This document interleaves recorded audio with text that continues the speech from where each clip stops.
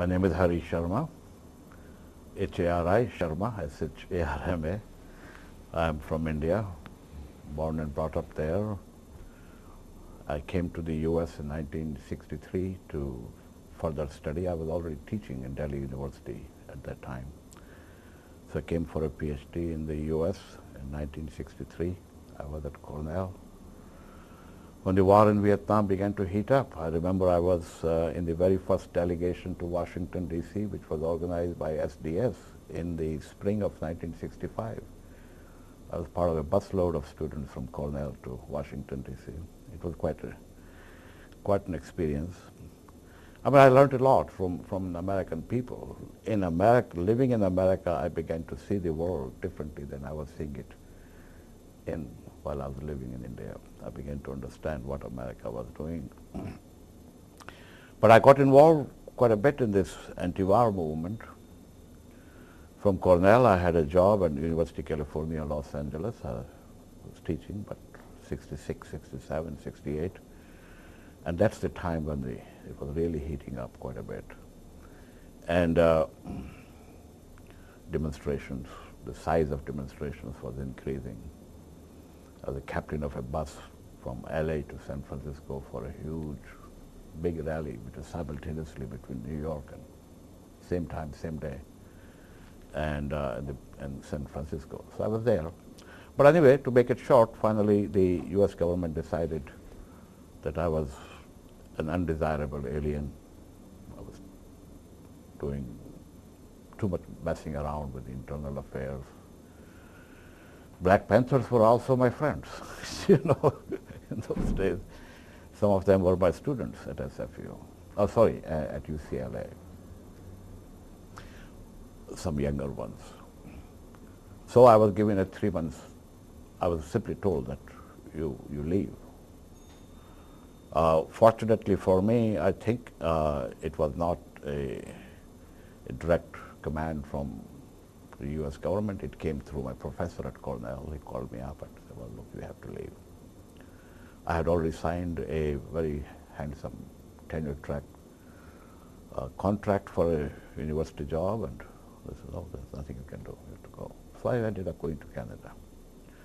So I've been living in Canada since 1968, and I retired from that university job in Fraser University in 1999.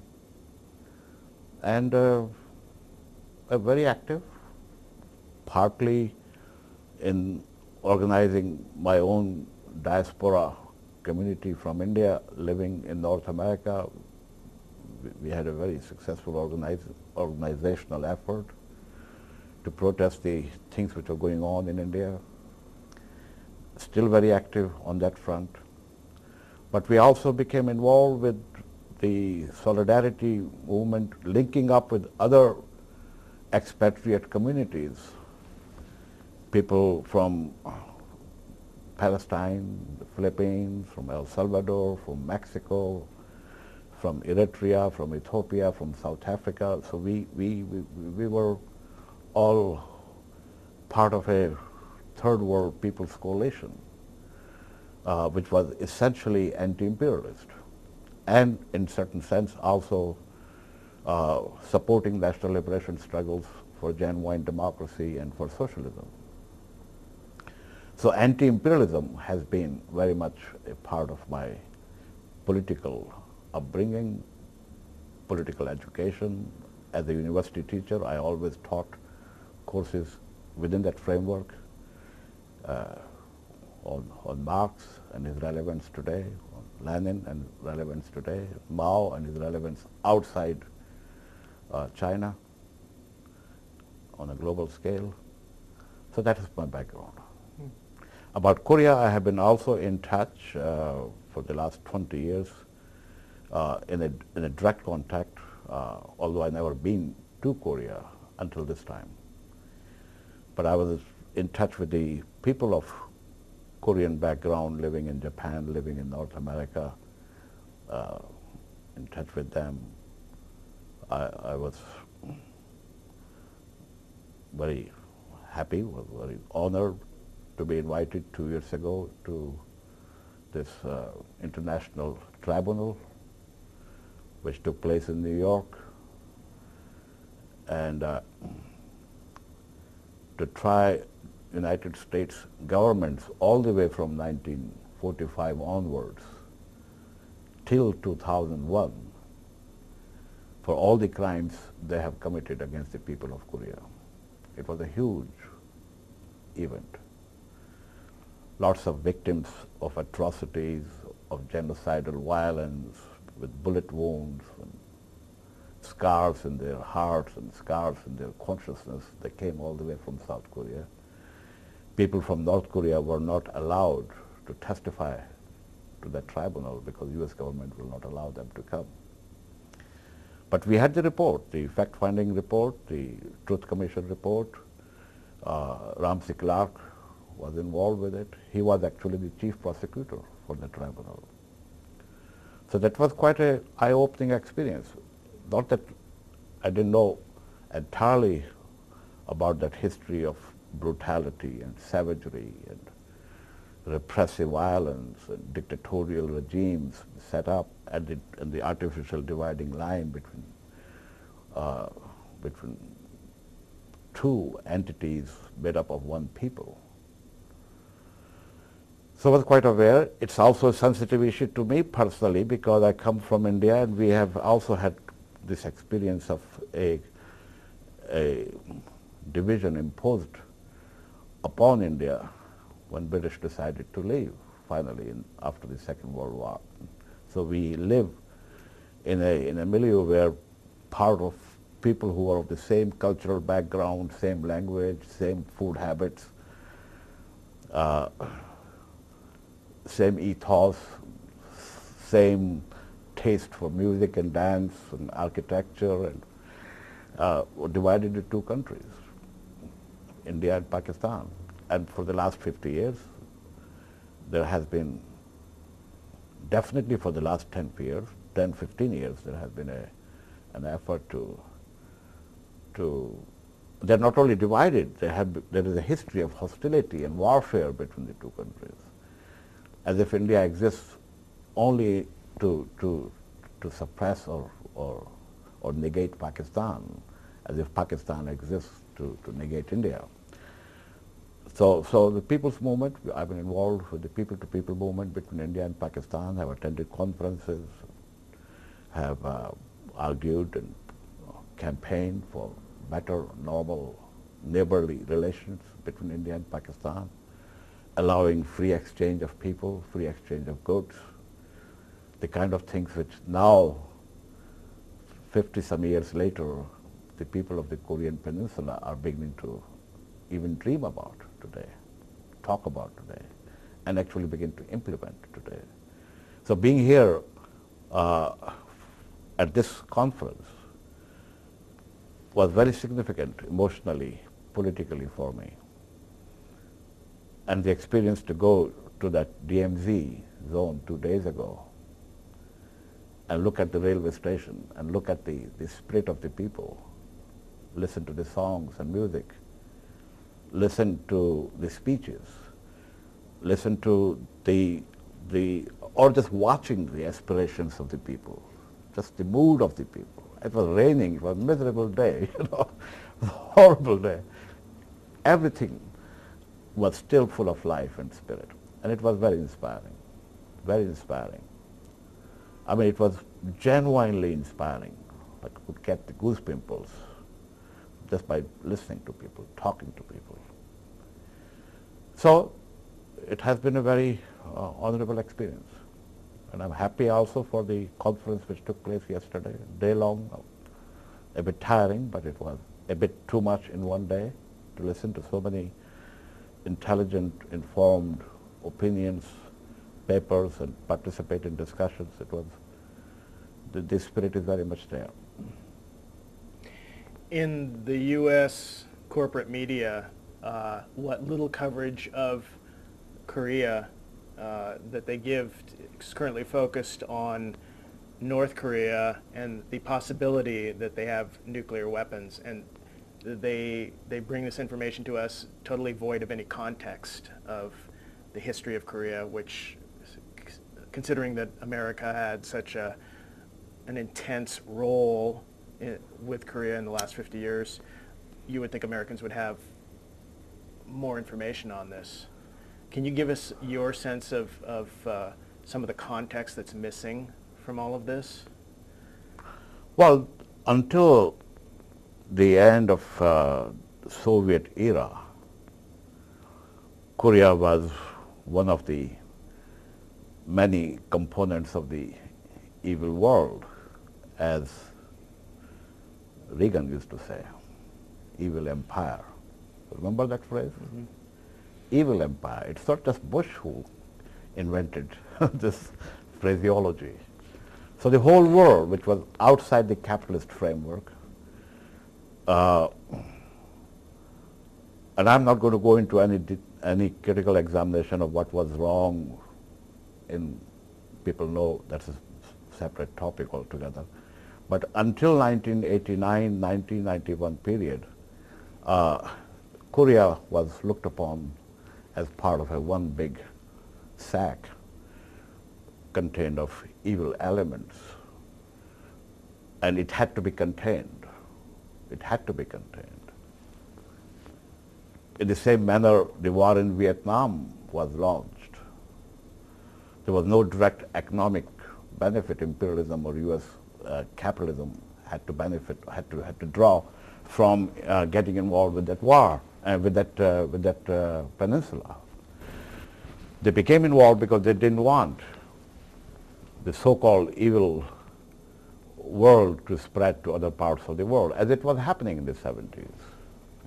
Remember, that was the day. That was the time when not only war in Vietnam, at that time you had national liberation struggles in Mozambique, in Guinea-Bissau, in Angola, very highly developed struggles in the Philippines, also in India, for that matter. Very highly developed people's national liberation struggles, led by communist formations, led by workers' parties, etc. So at that time, if you go back in the 70s, the strategy U.S. had to somehow contain it, get involved with in every possible way, whether it's Yemen, whether it's Korea, whether it is Vietnam, Laos, Cambodia, you know, all over the world, U.S. had its bases. All over the world, U.S. had its intelligence operations. All over the world, it was trying to contain. So until that time, Korea was not an exceptionally unique entity by itself, except for one thing.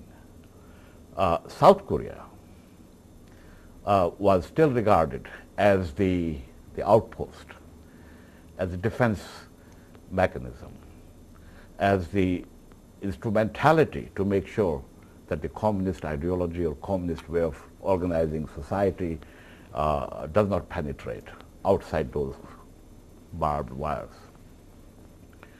So we have a heavy militarization of South Korea, heavy support for a very oppressive, brutally oppressive, fascistic regime in South Korea.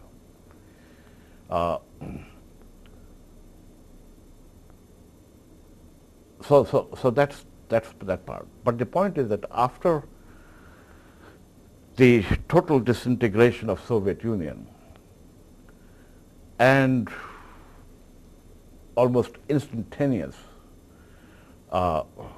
regime changes in East Germany, in Poland, in Czechoslovakia, in Romania, in Bulgaria, and on and on and on, in Hungary, almost instantaneous, as if it was a house of cards and the Soviet Union collapsed and everything else collapsed. Once that happened, North Korea was the only evil, quote-unquote, entity still part of the old Reagan's evil empire, besides something in their own backyard called Cuba, right?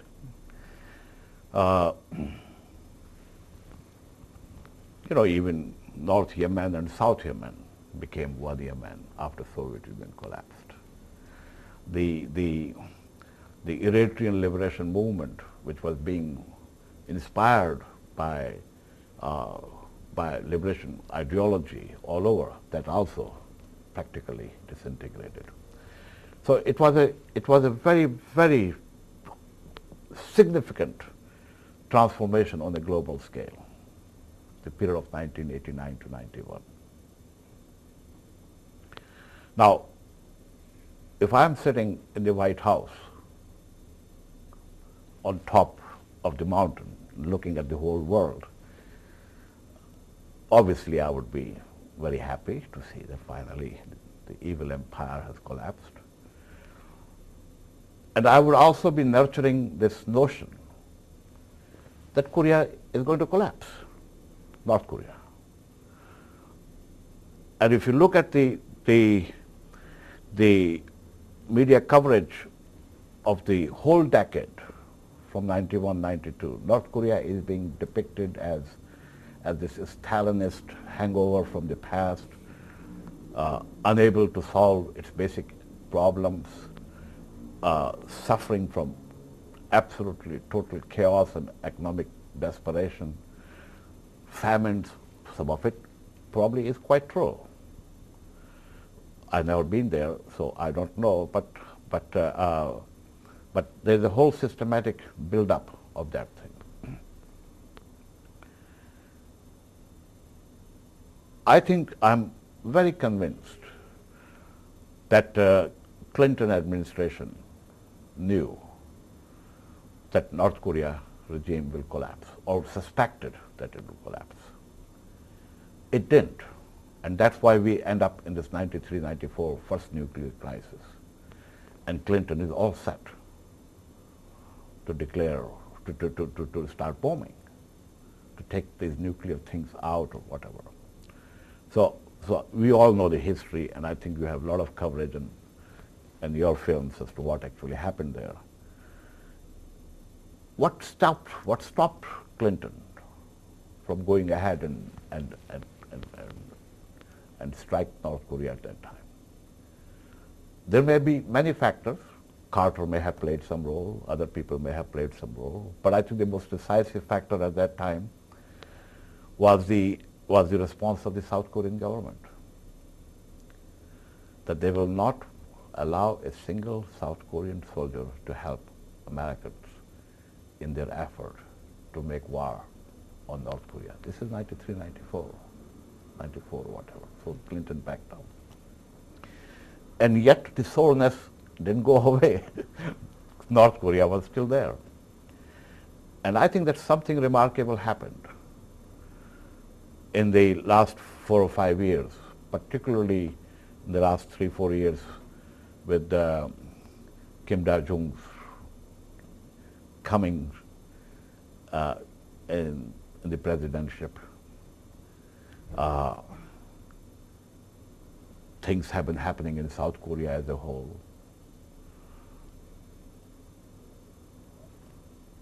I have my boxes full of newspaper clippings of the heroic struggles of South Korean students and workers fighting, and militant struggle.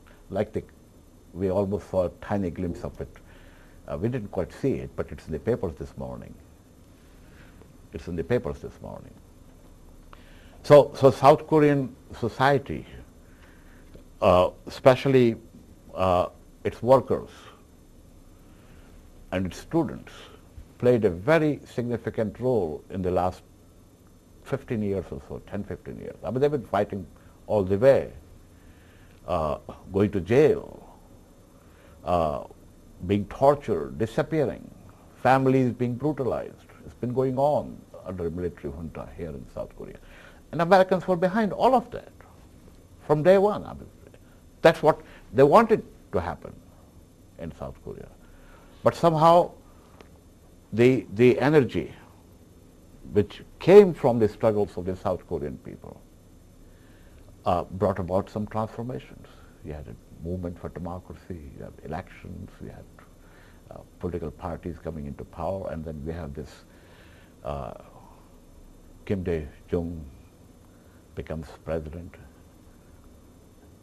and he declares a sunshine policy. He declares a sunshine policy. Let the sun start and shine on the people of Korea in one uniform way. He knocks at the doors. He throws out his hands to the north, and they have a summit. They have a meeting. They have an agreement, the June 15th agreement, for which we had the third anniversary 2 days ago. Now, I think it's that background, it's that thing as the backdrop of this genuine movement on the part of the Korean people, North and South, to move towards reconciliation, constructive engagement, finding ways that they can begin to interact as offsprings of the same parentage, as siblings, as the same people, attempting to create mechanisms that people could reunite with their families after 50 years. These are important things, historically significant things. Americans would have liked to believe that North and South Korea are two separate entities and will remain so as two separate entities until the regime collapses, and then of course South Korea will simply militarily go and take it over and absorb North Korea. Absorb North Korea. It has happened. It happened in Germany. What happened in Germany? After 50 years, West Germany just simply took over East Germany, absorbed. That was the model Americans were playing with, or hoping for, that the regime will collapse, people will revolt, and South Koreans will simply absorb them and rebuild one Korea together. Until that time, Americans are not interested in the unification or any reconciliation. I mean, Bush was here only 2002 at the same railway station, right? Horrible speech if you read that there. You, the Koreans, you are the model of democracy, model of freedom, model of this. That's what they have been trying to portray, South Korea, because that's their defense outpost. So it's about this time that we begin to see the phraseology of the axis of evil. The axis of evil is the, in my view, is the outcome, is the product of this sunshine open policy. The regime has not changed, and now South Korea is willing to open up the possibilities of living and working together, even if the regimes remain distinct ideologically, the system remains distinct ideologically. You heard the speeches here, that we have to find ways to be able to live together, even as two separate systems, and yet cooperate economically, help each other economically, and reunify our cultural national identity. Now, that's not what Americans could ever swallow. No. They would have liked to see North Korea disappear and absorbed by South Korea militarily and taken over economically, like was happening in East Germany, former East Germany. So suddenly North Korea, and I began to see the alarm ringing in my head. Iraq, Iran, North Korea, axis of evil. And as other people have said, as Dr. Park, I heard him speaking the other day and today, this whole Christian metaphor, this evil has to be destroyed, you do not engage, you don't negotiate, you don't discuss, you don't talk, you don't regard them with equality, with respect. No, you regard them as object of destruction. It has to be destroyed. Now that's where we are, and I think this whole nuclear threat or the nuclear crisis predominantly, if not exclusively, is a manufactured threat. It's a manufactured threat. North Korea could never ever be a threat to Americans. Saddam Hussein could never ever be a threat to Americans. But they have to create that enemy. They have to have an enemy. The end of ideology did not come as some American intellectuals began to say in 1991, that finally the end of history has arrived. No, history is still continuing. People's struggles are still vibrant, and their aspirations are even more vibrant. So you have to carry on this march of history with the notion of there are some evil objects to destroy. There are some enemies to be located and found. And America is putting itself, the United States of America is putting itself in the most horrendous situation on a global scale. It has enemy in every corner or every street block of every city of America. Enemy, as they see them. It has enemy at every border crossing. Just you look at the intelligence operations. It has enemy in every truck which flows into the U.S. and every cargo container which comes from the U.S. and every bird which flies into the American sky. Can you imagine? Probably they're bringing in anthrax or I don't know what. I mean, what kind of a life American people are going to be living? It's horrendous. It's sickening. It's sickening. They have to check every cargo container on every port of the U.S. And now in the last 2 or 3 days, they have to check every ship which is in the open seas, or every plane which is flying. And they're giving themselves, they're trying to build a coalition of the coerced or willing. They're setting up mechanism, they can bring every plane down, force them down to inspect, every ship to inspect. This is what is happening. I think this whole melodrama about North Korea, which is being built up now, is no different from the manner in which Iraq melodrama was built up. Saddam Hussein melodrama was built up. Bin Laden melodrama was built up. As long as Bin Laden is alive, America is not secure. He's still alive. As long as Saddam Hussein, dead or alive, is not captured, America is not secure. He's still alive. And now you're shifting to Iran every day. Every day, what is happening in Iran? What was Iran? For good many decades, from 53, was it? When they imposed this dynastic Shah. Was it 53? 53 or 54, That's I right. can't remember. To the end of the Shah period. They never bothered about democracy, about freedom, about people's rights, about human rights, about economic well-being of the people. They didn't care about anything as long as under the Shah, Iran remained an outpost, heavily militarized. Now, people threw away the Shah. And now we have an evil empire, an evil entity in Iran, because we have this Khomeini phenomenon. I'm not a Khomeini fan.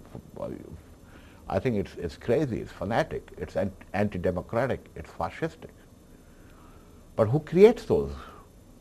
Who gives momentum to the growth of these tendencies?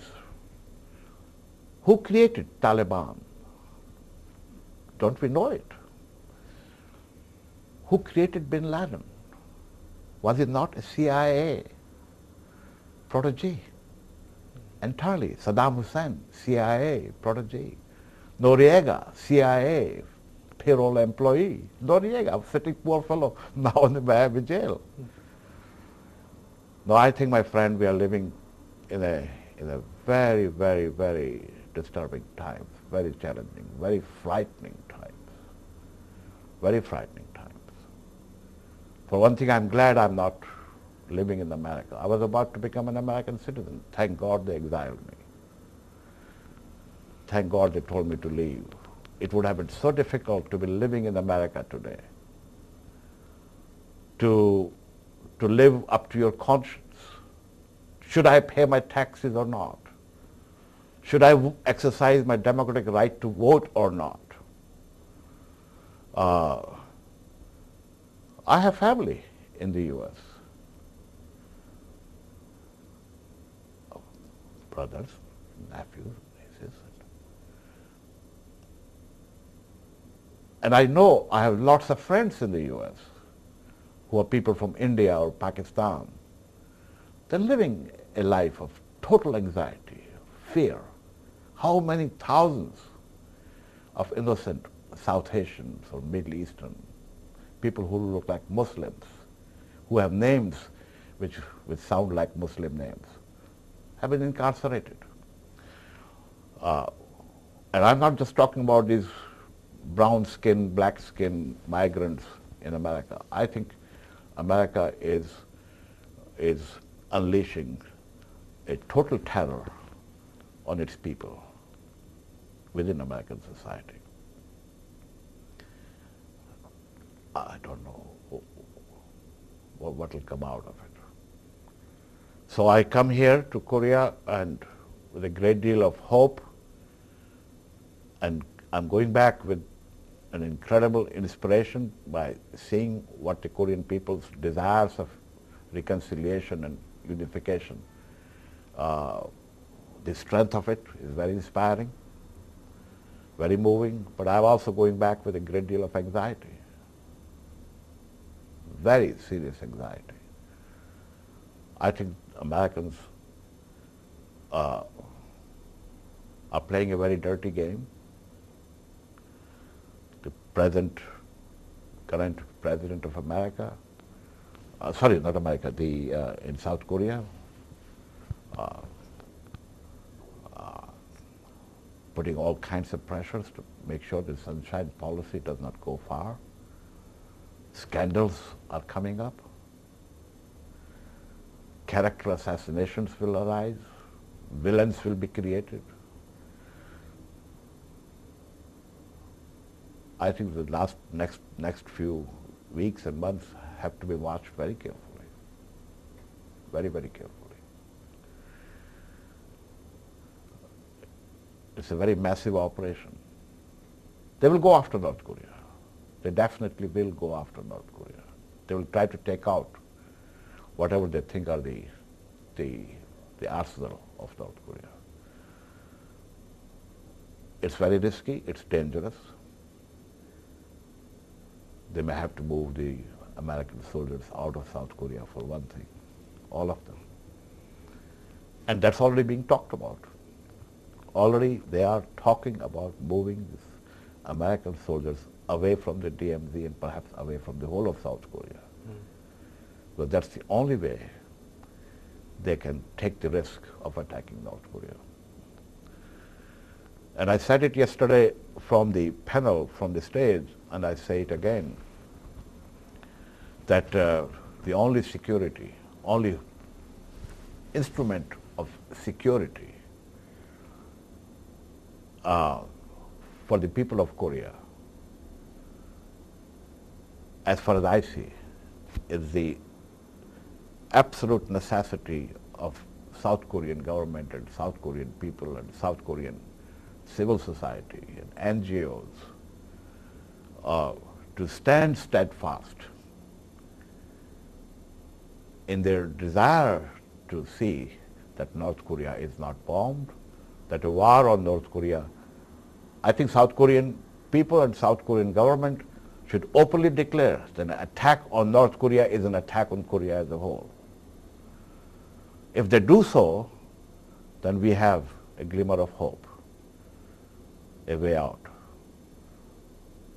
And this is what the American government is trying to prevent from happening. If you have any more questions. You have time? Or? Yeah, I have time. We can go for another 10 minutes if Okay. you can hang in there. Yeah. Do you think we're seeing the last act in the play known as the American Empire? Well, it's not easy to be a prophet, you know, and I don't want to be one. It's stretching itself out too far.